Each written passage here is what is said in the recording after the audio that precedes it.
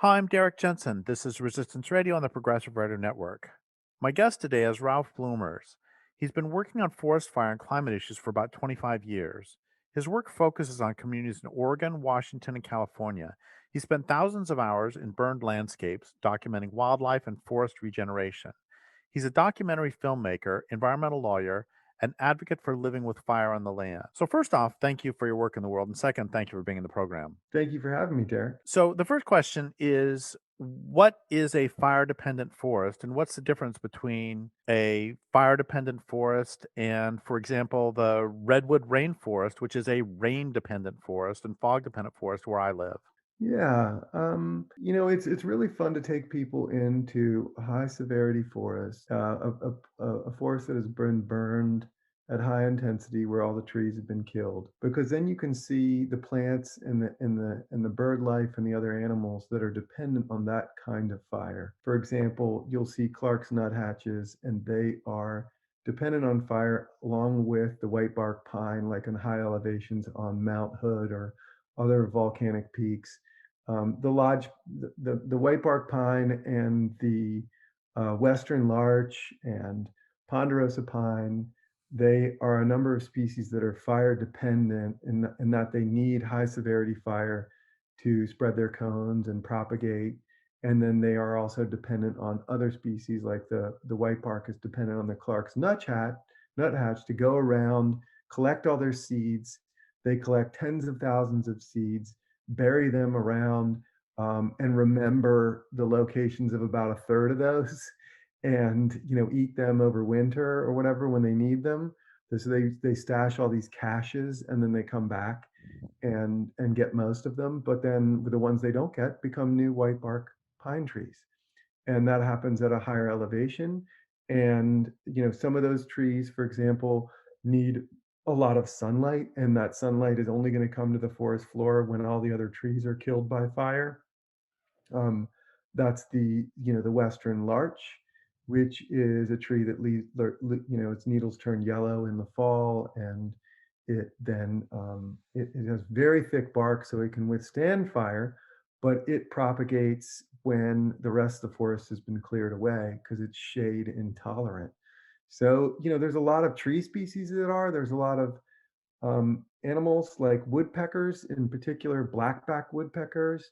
They kind of key in on burn landscapes because it's like a vast supermarket of tasty grubs for them. I think the blackback woodpecker is somewhere between eats somewhere like 30,000 larvae a year, some massive number. And so it's very dependent on a burned and, of course, unlogged landscape. And one of my favorite books, I think actually I recommend it and give it out, a lot. I've given probably away 400, 500 copies of this book. It's called The Charcoal Forest, and it really has wonderful prose, and it describes the burned forest as this young forest full of potential, full of new life, and calls it a salad bar. And this is the kinds of things that I've seen with my cameras. And I have dozens of wildlife cameras throughout Oregon, and some in California, and some in Washington state, that I work to monitor what's happening in burn landscapes. But I'll see, pick up black bears eating the tops of fireweed, or the deer eating the lilies, or a variety of animals sort of enjoying the salad bar, if you will, offered by a severely burned landscape. So, your question saying, rain is to rainforests, what fire is to some fire dependent forests is spot on. I mean, that's a good way to think of it. It's a very good metaphor for thinking of how important fire is to certain forest types. It does reset, and so in a sense, it does kill some things, which some people view as destructive, but really it's more of like a reset. And that's why I use the word regeneration versus recovery. It's a burn landscape is not a alcoholic that has to go into recovery. It is it's just a young charcoal forest that nature is going to paint that charcoal canvas green. So to be fair, I have to admit that I got the metaphor about the rainforest fires to a fire dependent forest as rain is to a rainforest from you in one of your videos. So Okay, um great. and anyway, so uh, there's another direction I want to take this with the regeneration. But before I do that, I want one more question about fire dependent forest, which is I have lived my entire adult life in the dry West, Colorado, Idaho, Eastern Washington, until I moved here 20 years ago to the rainforest here. But I go 10 miles east and it's a fire dependent forest. But here's a question that I've never actually asked myself even before, which is, are there fire dependent forests all over the world? Are there fire dependent forests in parts of Africa or South America or Australia, or is this a North American thing? There are in other parts of the world fire dependent forests. I'm not as deeply knowledgeable about it, but I think that in Australia for sure, there is forests that and, and and ecosystems that are dependent on fire and responsive to fire. I would say that in Europe, not so much, right? And pretty much not at all. And I think that that is what shaped European settlers and settlers as they moved west and their attitudes towards fire is that they were not used to fire on the land. They viewed it as bad. They viewed it as something that needed to be put out. They criminalized the use of fire by indigenous um, people as they moved west, and they just it was not something they were used to. But in other parts of the world, Australia, they are very fire wise. There was indigenous and Aboriginal use of fire in Australia, and there, it's very interesting to think about how people in their homes are fire ready. Not only do they most of them harden their homes if they live in the bush or in forested landscapes. In other words, they prepare their home to reduce the potential that it will ignite in a fire, but they teach people to shelter in place such that when a fire comes, you stay in your house for a couple 3 minutes, and as the fire passes your house, you emerge, and if there's any spot fires, you put them out versus evacuating and abandoning your house. So they're actually very advanced in that regard in terms of being firewise and fire ready at an individual level, in addition to using a lot of prescribed fire and putting fire back on the ground to reduce the risk of home loss and structure loss. So, Yeah, there's things we can learn from other parts of the world about how people live with fire for sure. so thank you for that. I want to go back to the notion of regeneration and tell a quick story, which is I was talking to a fisheries biologist who works on the Olympic Peninsula on a river with no dams there, and she told me that she absolutely loves the river, and every time there is a major flood on the river, it breaks her heart because it kills lots of deer and lots of trees and lots of fish and salamanders and there's a lot of death, but also every time that there's a big flood, it fills her with joy because um, this is how new habitat is created.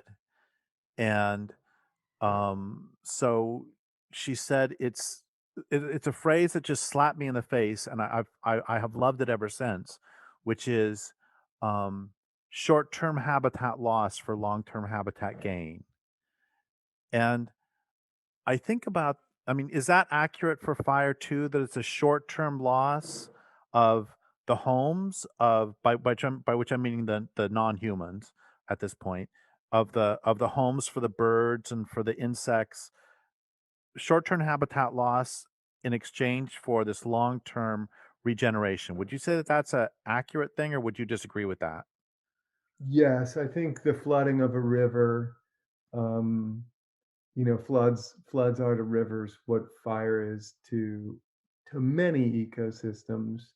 There's some exceptions where, there's a lot of human caused fire starts, and in some landscapes like Southern California chaparral, there's too much fire on the land. But in the Western Cascades, even in our rainforest, where return intervals in terms of how frequently fire visits these landscapes is in much longer time frames. In other words, 150 to 200 years. So we in our little puny human time scales and our human memory, which is, anywhere from, our lived experience, 10, 20, 30, maybe 40, 50 years. We don't see fire visit the wet Western Cascades maybe in our lifetime, and then we do. And then we have, collectively a mourning around the place changing as we know it. Yet there's this paradoxical relationship, of course, because it's it's very rejuvenating for that landscape, right? And we love these places because they're wild and dynamic, because they were born in disturbance. Like that old growth forest that we know and love was born in disturbance. It was born in fire. And that Columbia River Gorge was born in the Missoula floods and landslides. And we like it, and it's special and fantastic because the trees are thrown akimbo, and everything is, disjointed, and there's old snags, and there's all this stuff. So, fire is that same force, and you see people say, "Oh, it's destroyed, it's changed forever." And no, it's just changing your puny little human time scale, and it's not gone. That landscape is still there, and it's just different. And it's actually, when we can get into wildlife, Derek, what we see is that very few, even in the big, intense fire events, very few animals are killed. And I can explain some reasons why that is. But if you're a tiny little critter, you can crawl into the dirt and rocks, and the temperature doesn't change much, so you can survive. And if you're a bird, well, you can fly away and come back. And even if you're a large mammal, the ground speed of most fires is not greater than what they can run, and they know where to run to water or some other safe place. So even if you have a 30-mile-an-hour wind, that pretty much equates to a 3-mile-an-hour fire ground speed in a natural forest. Bears can run faster than 3 miles an hour, Well, as I'm sure you know. bears So, bears you can know, amble. So they look at the fire and they go, I think let's sort of mosey over here.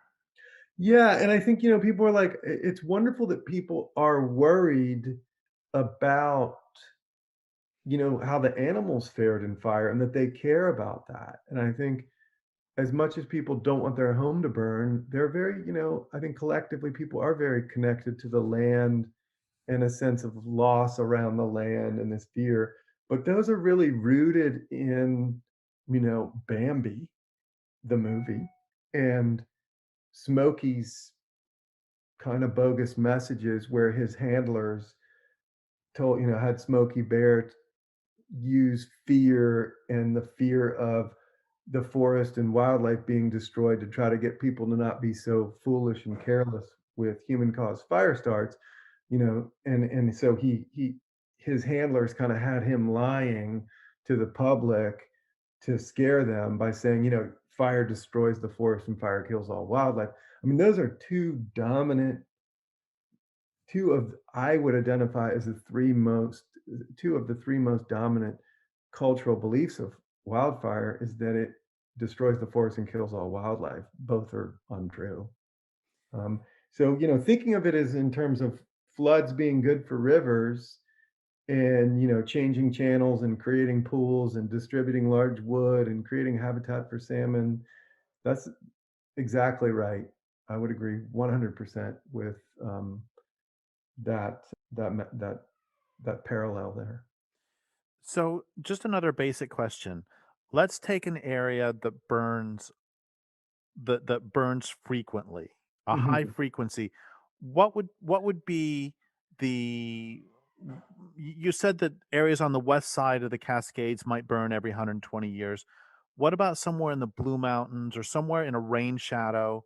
And let's say it is a not average, but a high frequency burn area.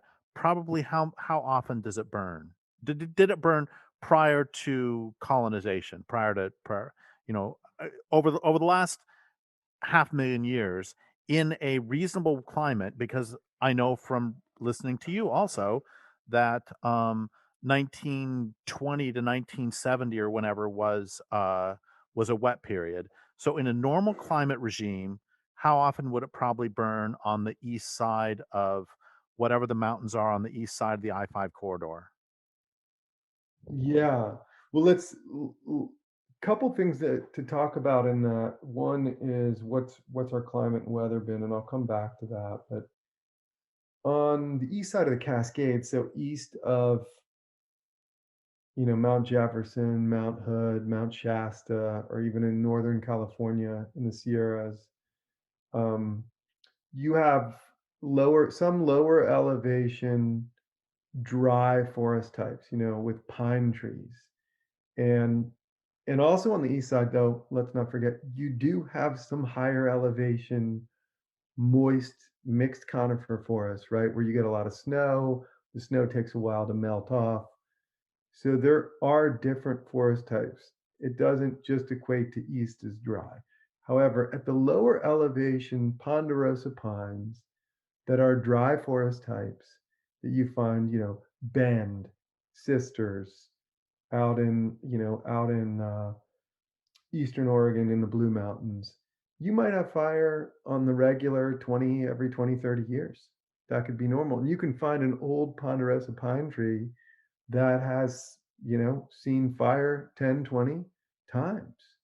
And that's normal. And ponderosa pines have a technology, if you will, have a capacity to be like, oh, that's just a little scrape when they get burned. Their trunks, their boles, their bark is thick and it has the gaps in it that allow that tree to withstand a lot of fire, and a hot fire because those gaps diffuse the heat. In fact, what a scientist told me once when I first kind of got hooked on caring about burned landscapes and realizing that they were often maligned so that they could be logged.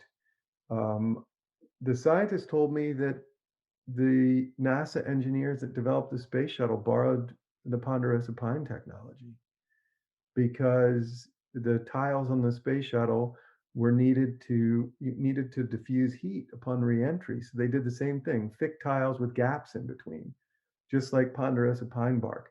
So you can have fire, a lot of fire over, many, many hundreds of years, and that tree is still there, and that could be every 15 to in the dry type. So, yeah, thank you for saying that. And the reason I wanted to ask is to make exactly the point you did, that I mean, many trees will survive.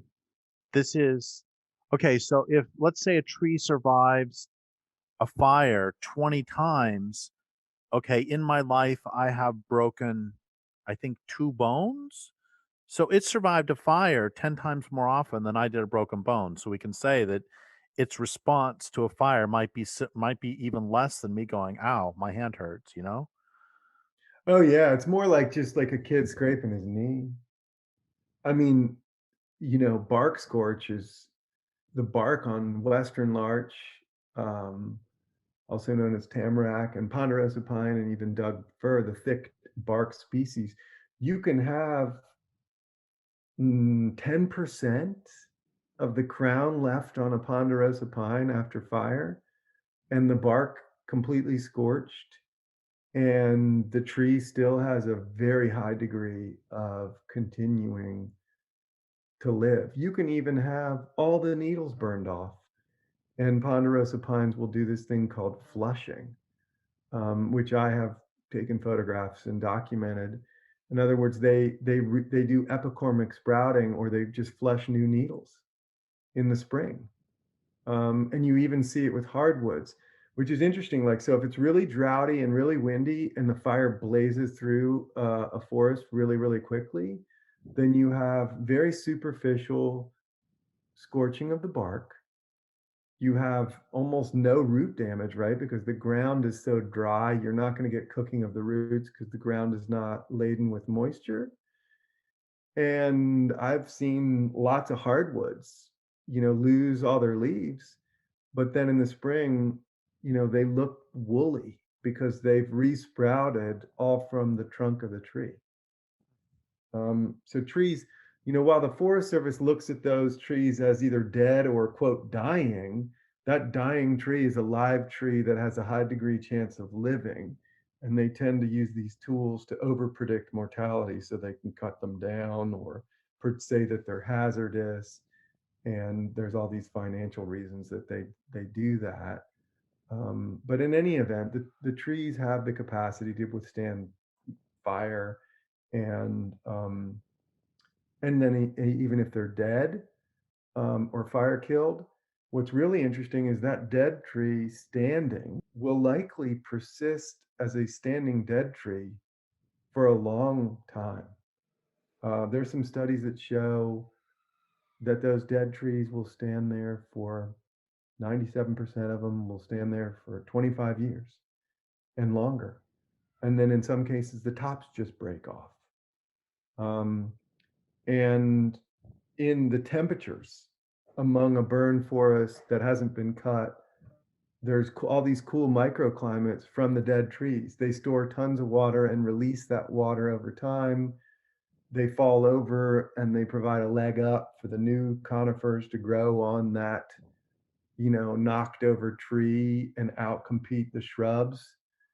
That's why, you see nurse logs, and I'm sure, Derek, you know all about nurse logs, but that's how you see the new forest established. So, it's really fantastic to spend time in burn forests. I've really enjoyed it. It's where I preferentially spend my time, in burn forests, because I find there's so much more to see than in a climax old growth forest. So I'm gonna lay out how the next few minutes I would like to go. Um, oh, well, actually, I'm just gonna say something else first, which is first question is, um, aren't standing dead trees at least as important to as homes and food as standing live trees? That's my first question. I'll wait on the other questions till after that one. Yes, they are huge sources of food for birds. Smokey the Bear probably born in a hollowed log created by wildfire. Um, they also, I was visiting Opal Creek and Jawbone Flats, which burned last year, and it's quite a hike in now because all the bridge is burned up and it's hard to get in there. And I was lucky enough to spend 3 days with a fire ecologist named Boone Kaufman. And Boone was telling me that the temperature in a burned and uncut forest is 20 degrees cooler than in a burned and cut forest. And just the cool microclimates created by the dead trees is really important for the new forest. I mean, 20 degrees Fahrenheit, that is huge. And then also what's interesting is you kind of have these, like, the bigger trees are kind of like the mother trees. They will release their nutrients if they know they're going to die. They'll release their nutrients as they're dying that they have remaining in the tree into the ground for the other trees to try to help them. So, and then the dead trees, first the woodpecker will come along, it will excavate a cavity in the tree, and then it will move on. And then there's another bird that doesn't have the ability to excavate a cavity, like a mountain bluebird. And then that mountain bluebird will use that cavity. So there's a whole, fire dependent series of birds that need that. And just the nutrient cycling. Now the other piece is carbon. It's somewhat reductionist, of course, to look at a forest just in terms of how much carbon it stores. But a lot of people look at a big fire and they go, "Oh my gosh, huge release of carbon." Well, actually, it's mostly water vapor that you see in the plume. And the scientists that have looked at it, it's 5 to 10% of the carbon on average that goes up in a wildfire. And if you cut that burn forest, you lose another 50% of the carbon. And if you don't, well, most of the carbon is still there, right? In the standing dead trees. And the scientists that have looked at it say within 15, 20, 25 years, maybe 30, that burned forest will lay down or uptake an equivalent amount of carbon so that that burn forest has the same amount of carbon as the adjacent old growth unburned. So it really is really important to keep burn forests intact because they also release and contribute a whole bunch of char and biochar and carbon to the soils. And some studies have shown that fire leads to longer term storage of car over time, longer periods of time, greater carbon storage, right? Because they lead to this pulse of dead material, then a new forest grows. And we really have to look at it again, not at one point in time, but over time and what the mass balance is of nutrients and carbon and habitat and homes for wildlife. Similar to, we shouldn't just look at the forest as this static thing that we want to enjoy in a particular point in its evolution, but really just that we get to enjoy a diversity of points in time. Kind of a similar way of thinking about it. Um, Years ago, I was talking to George Werthner, and he was saying he'd been hiking back in Yellowstone somewhere, and he saw multiple grizzlies tearing up rotting logs. That was an especially good year for the ants who live inside the rotting logs, Mhm. and he was he then made the connection between the Yellowstone fire and these particular logs. So he was saying even 25 years later, the Yellowstone fire was feeding today's grizzlies.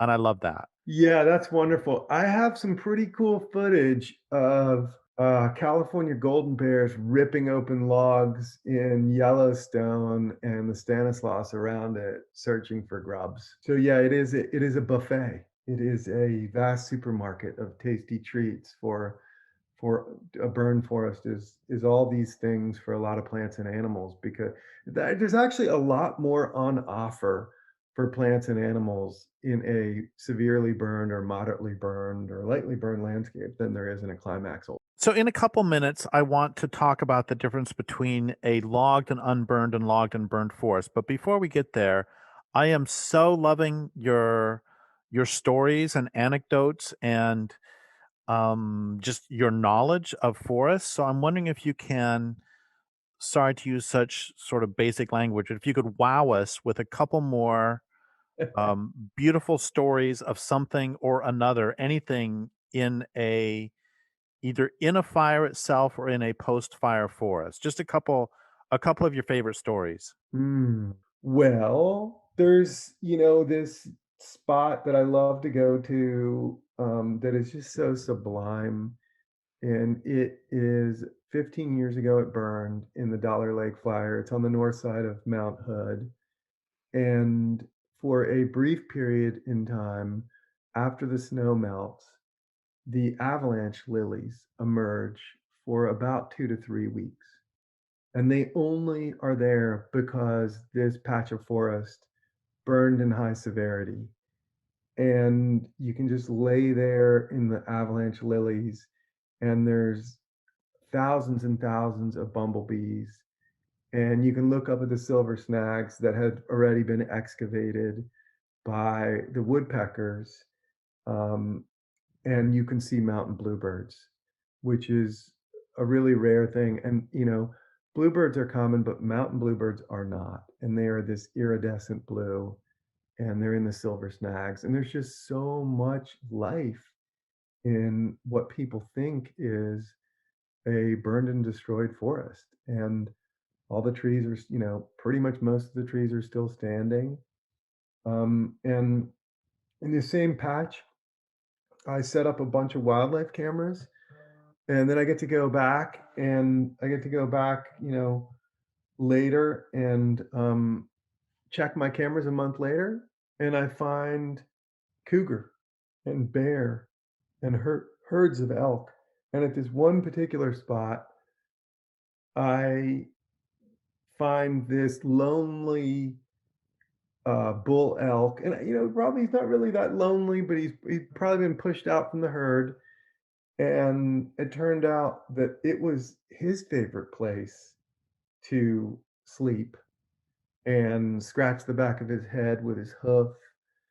And I have hours of footage of this bull elk in the exact same location that I would spend, when I'd hike up there and then just spend some time just laying on the ground, looking up and seeing what I could see and hear. And that's just fantastic. I mean, that's one example. Um, the other one I'll just relate on a more human level that was one of my most favorite times spending time in the burn forest was there was all these kids in Cascade Locks, which is a little town in the Columbia River Gorge between Portland and Hood River. And it's on the north side of the gorge, so it's pretty dark and it's somewhat economically depressed. And there's a number of kids there in the elementary school who were evacuated during the fire, and it was big and scary, and it was in an east wind. So it blew through town, threatened a lot of structures, and the librarian at the school and the headmaster had seen some of the early work that I did on time lapse and wildlife photography, and they said, "Hey, we would like you to come to the school and speak with the kids and show them some of your stuff." And so we got to talking, and I said, "Hey, we should take them out into the forest. We should take them on a forest hike. They need to see it." And the teachers said, "Yes." Taking them out in the forest is a metaphor for their own healing and recovery from the fire. We hope that that's what it will be. And I was just so into doing that. And so we gave all the kids a copy of my favorite book, The Charcoal Forest, and we set up this burn forest treasure hunt for them, where they could identify and try to find certain things like a cavity or a woodpecker or a bug, or a tree that was burned but alive. They loved it. And at the end, we asked one of the girls, "How was it out here?" And she looked at us and she said, "It's over. It's over." And this was 2 years later. And so the fire was still very real for her. And what she meant was the fire is over. And it was 2 years after the fire. But her seeing the burned forest being green and full of life again allowed her to heal from the experience of surviving the wildfire. And so I think that that to me is very much what a burned forest is. It's like a young kid full of potential and promise and ideas and creativity. That's kind of how I see it. Oh, I love that. Thank you so much.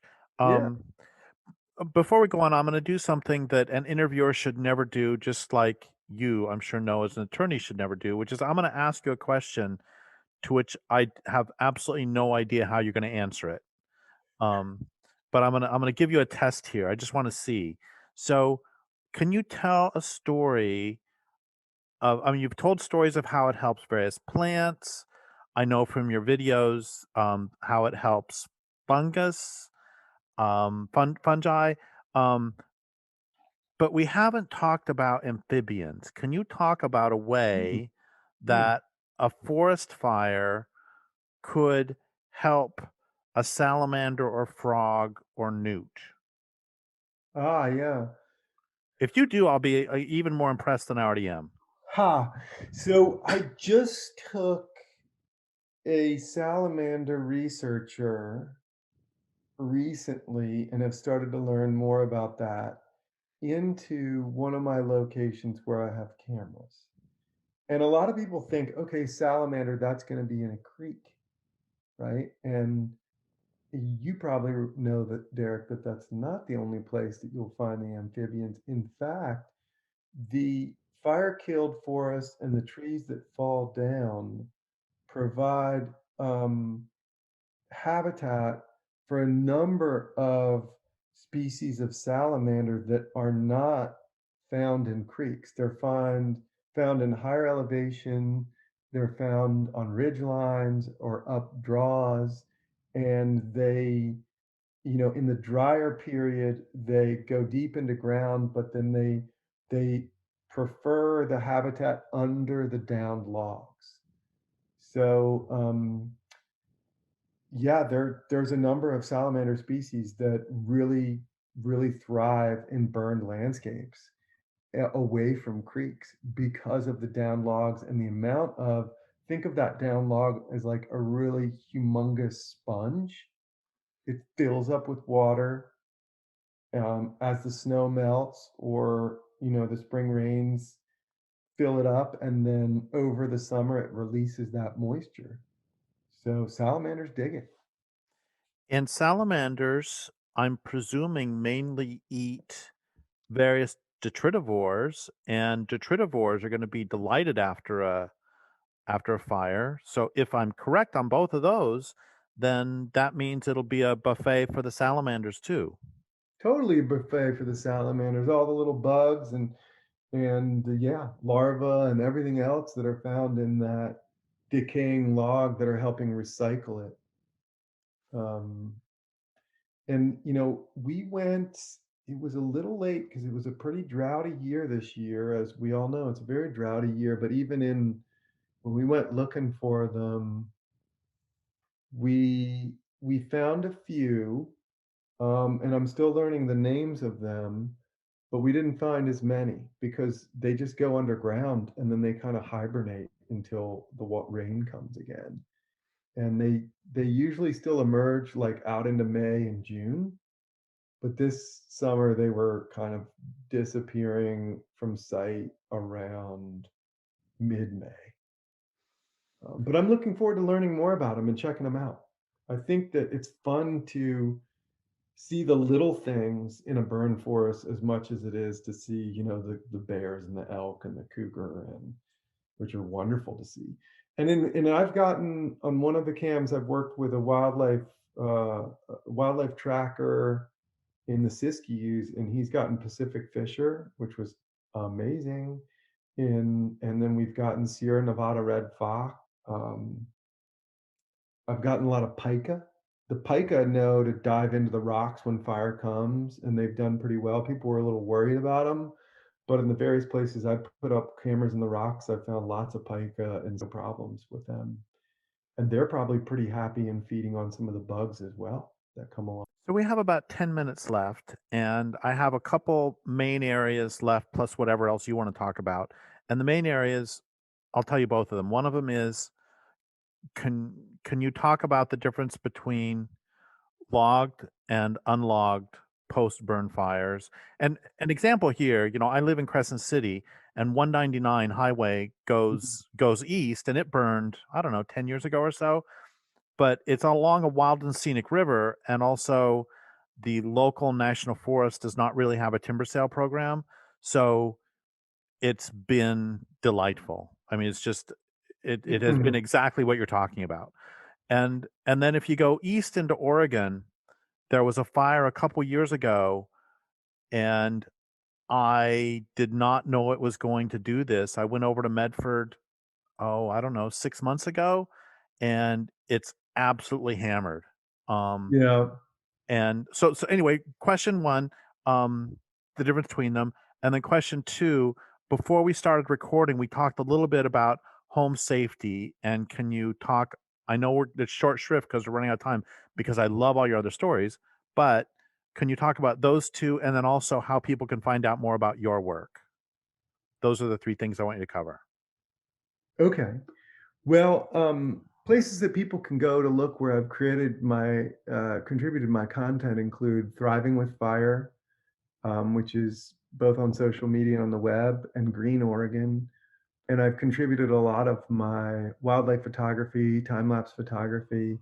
And then I'm working on a film called Elemental. It's an hour plus investigative documentary about fire in the West, and we hope that it'll be picked up by some streaming service. And that should be out soon. And that was supported by National Geographic and others. And it's a really comprehensive look at all aspects of fire, focused through the eyes of the top experts out in the landscape and in burn landscapes, showing you the fire ecology. So I'll just get that and put that out there for folks, and you can see a lot of what I'm talking about with your own eyes and come to your own conclusions. But I think the best thing to do is to find a burn landscape near you that hasn't been logged. And so let's get into that. I mean, if it's a burned and unlogged landscape, you're basically looking at a disturbed landscape, right? And if you got a kid or a friend that gets a burn, do you treat them very tenderly? Do you try to make sure the skin doesn't come off and, put some sort of a bandage on it and let it sort of give it some time to heal?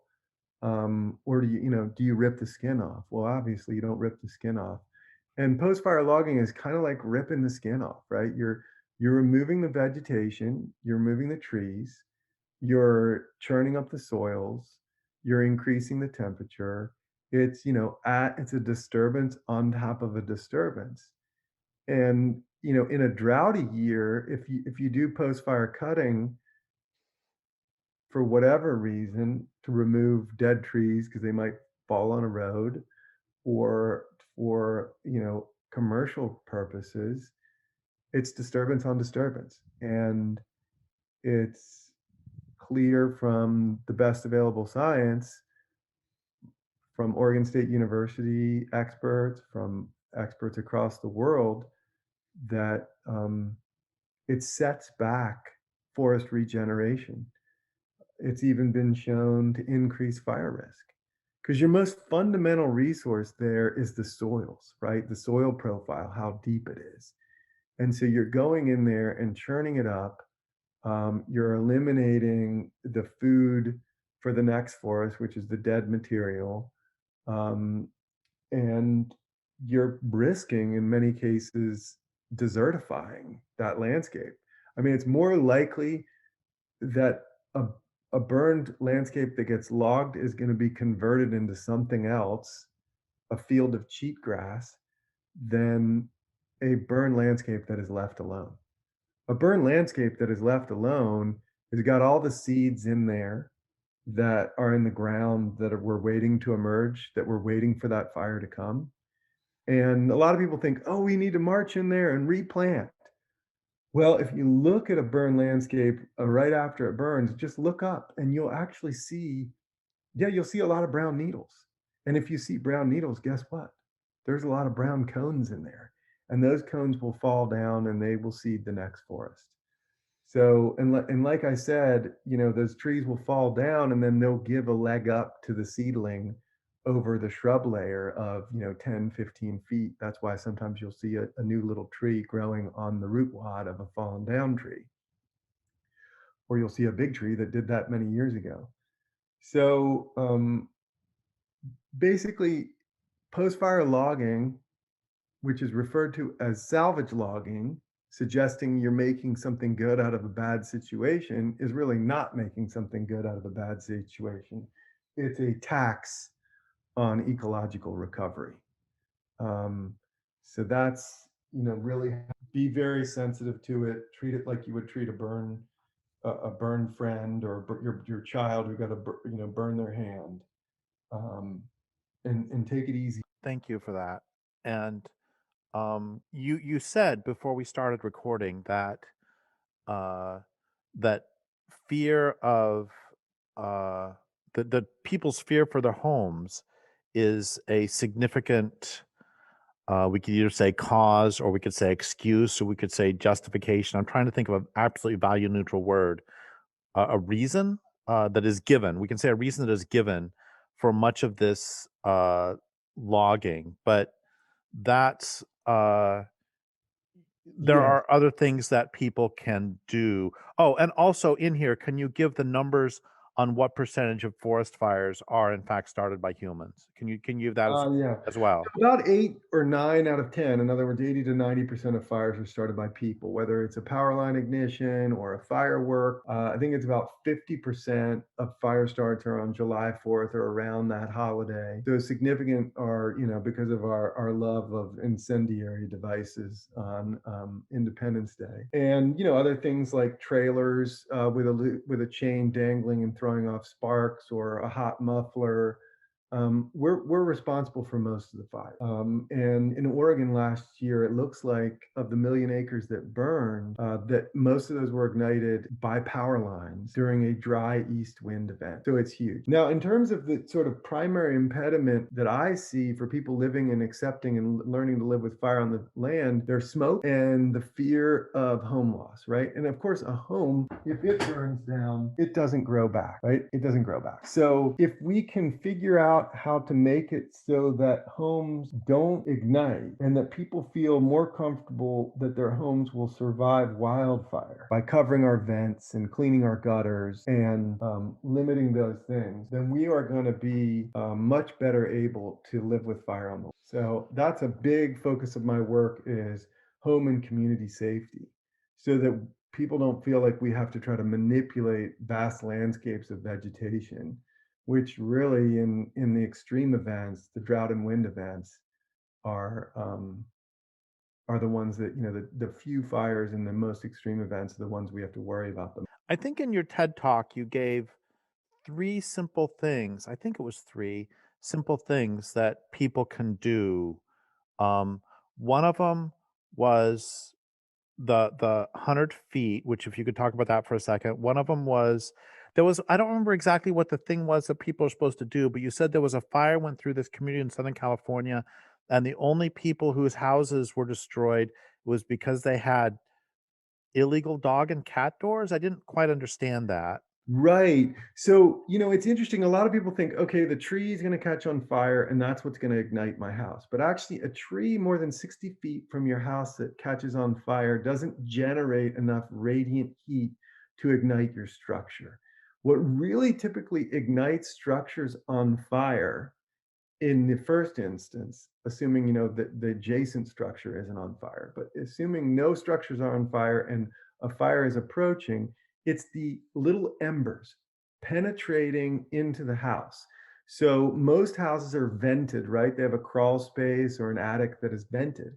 And if embers are blown into your crawl space or your attic, there's a lot of material, like small, fine material up there that can catch on fire. And so your houses then ignite from the inside out, right? Not because of a flame front moving towards them, but because of the embers. Similarly, if you have a gutter and it's full of debris, or you have, where your roof kind of has, 2 points that meet and you get a 90-degree point in there where you have some litter that's fine material. That's what you start a campfire with, fine material. That's what you ignite a house with. So if you have fine material in your gutter, that ignites, then your eave ignites, then your house starts to burn. So gutters, venting, and then the third thing, which was a huge factor in a lot of the home loss in Oregon, we like to put bark mulch around our houses for our landscaping. Well, that stuff ignites. And when that ignites, it smolders for a while, and then it ignites your siding. So if you think of it as what are the things that are going to ignite your house, you don't need a metal roof. If you have an asphalt roof and it doesn't have any litter on there and your gutter is clear, then it's unlikely to ignite. So the example that I gave was from the La Tuna fire in LA, where all homes have to be hardened by code. And you're not allowed to have a cat or a dog door because that is a pathway for embers to enter your house and ignite it from the inside out, excuse me. And if your house ignites, then that thing's going to burn at 2 to 3,000 degrees and it's going to be more likely to ignite your neighbor's house, right? It's going to burn way hotter and way longer than any tree is going to burn. So if we can control the primary things that ignite our structures, which is not a tree deep in the forest, then we can limit home loss. And that has been the focus of Dr. Jack Cohen, and there's this amazing built podcast called Built to Burn on 99% Invisible, where he's in there, and there's some other stories that people can read, and you listen to that and you're like, "Aha, I get this."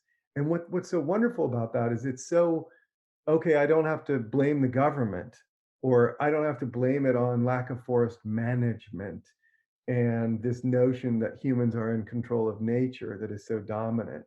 It's instead, it's what I can do to my home to prepare. And like I would just say, like with smoke, we put on a raincoat when we go out in the winter in the rain. When it's fire season, we should have a smoke filter, just like we have a raincoat. And we should just accept that there's going to be some smoke and just be smoke and fire ready. And I think it's an empowering message. And ultimately, it's a message that's going to keep us from doing damage to natural landscapes in the futile effort to try to control fire behavior across, vast. That would be a wonderful place to end on, but I wanna say something about me, which is that, I live in a rainforest, as we've mentioned a couple times, and I have a particularly bad habit of stacking my firewood under an eave against the house, but I live Uh, in a rainforest, so I don't think it's a big deal, but if I lived in a fire-dependent forest, that would be really stupid, right? yeah, you should build a little woods, a little structure a little bit away from your house. I mean, you might have a year, right, where it's a dry year and you could have an east wind and you can have an ignition. And I personally don't feel that even the rainforests of Oregon are without risk anymore. If you look at last year's event, we had 1,000,000 acres burn, and that was outside of Eugene in the rainforest, outside of Salem in the rainforest, and not the coastal rainforest, but what's considered 200-year fire return interval. And we had, a fire outside of Portland in the Clackamas. Every major river drainage west of the Cascades was in wildfire. And so I think, it depends on your tolerance for risk, but it's not that much effort to prepare your structure to be able to deal with wildfire. Well, the real point is that I don't think I'm the only person on the planet who has stacked firewood against the house, and so No. I guess what I'm just saying is it is generically kind of a bad idea. That's all I'm saying. Oh, totally, it's a bad idea. I mean, there's some really other cool technology, but it depends on, whether the power will still be on or you have gravity-fed water or, whatever, but there's in Australia, they have, roof sprinklers and gutter misters. And so when they see fire coming, they just flip those on. And I have a friend who's a climate and forest scientist who was in the path of a wildfire last summer. He saw it coming. He went and told his neighbor, "Hey, get on your roof." And they both irrigated their roofs. In other words, they wetted down their entire structures for 2 hours and then fled. And there was about 2,000 some homes in their community that burned to the ground, and their 2 houses survived. So controlling the ignitability of your home is totally possible. I mean, you can give your home a 95 to 98% chance of surviving the most, and that's pretty amazing. So we really are running out of time, but I'm sorry, I just have to ask a couple more things. One of them is you said in your TED talk, and you've said elsewhere that we have actually been in a time of fewer fires than if you go back 120 years.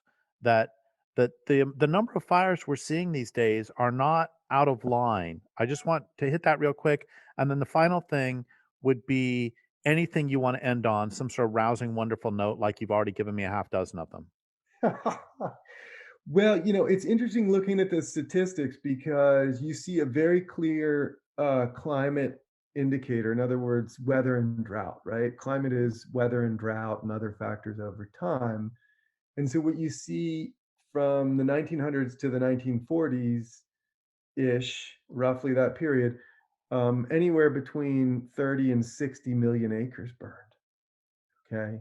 And last few years, we've seen, Last 10 years, we've seen anywhere between 6 and 10 million. There's differences. We have houses all over the place. We've altered the condition of our forest to accept fire to some extent in certain places. So it's a different story. But then also, you mentioned this earlier, and it's worth mentioning, is that from 1940 to 19 late 80s, there was a period of cool, wet climate.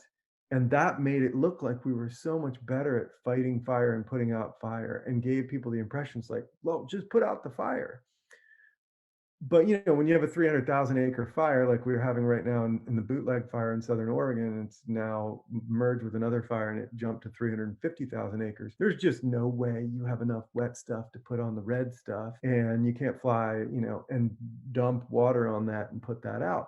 And what that is showing you is that fire is primarily driven, once there's ignition, by wind and drought. And fire is primarily put out by no wind and rain. And it's not, yes, fuel is a component of fire. Of course, you need fuel to burn, but it's really not the primary driver of the big fires. And then that allows you to go, okay, can we really manipulate vegetation and affect fire behavior over vast landscapes? Probably not. No. So therefore, we need to focus on our homes and not cut the homes down for wild. And that's kind of where I've come is like, I think that Smokey's message, or maybe a new messenger, if there's a new messenger that emerges, is like, take care of your home, don't cut mine down. If I was speaking for the wild. Well, thank you so much for all of that. And thank you for your work in the world. And I would like to thank listeners for listening. My guest today has been Ralph Bloemers. This is Derrick Jensen for Resistance Radio on the Progressive Radio Network.